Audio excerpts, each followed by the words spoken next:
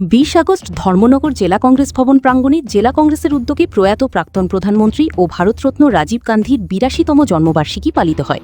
পতাকা উত্তোলনের পর রাজীব গান্ধীর প্রতিকৃতিতে মাল্যদান ও পুষ্পার্ঘ্য অর্পণ করেন কংগ্রেস নেতৃত্ব ও কর্মীরা। পাশাপাশি চন্দ্রপুরে রাজীব গান্ধীর মর্মর মূর্তিতেও শ্রদ্ধা জানানো হয়। এদিন জেলা কংগ্রেস ভবনের নবনির্মিত গেটেরও উদ্বোধন করা হয়। ভানুচন্দ্রের রিপোর্ট, আসাম প্রাইম নেটওয়ার্ক। নমস্কার।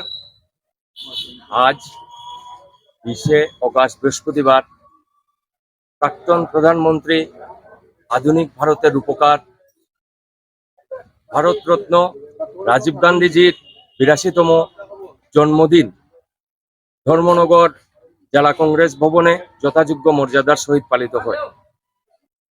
আজকে ধর্মনগর কংগ্রেস ভবনের সম্মুখে আমরা একটা সাইনবোর্ডের ব্যবস্থা করেছিলাম।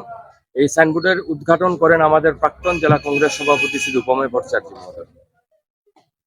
তৎসঙ্গে আমরা এখন আপনজন ক্লাবের প্রাঙ্গণে আমাদের প্রাক্তন ভারতরত্ন রাজীব গান্ধীজির মর্মর মূর্তি আছে, ওই মূর্তিতে মাল্যদান করতে যাব।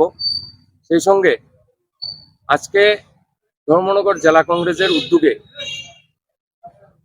সমগ্র ধর্মনগরবাসীকে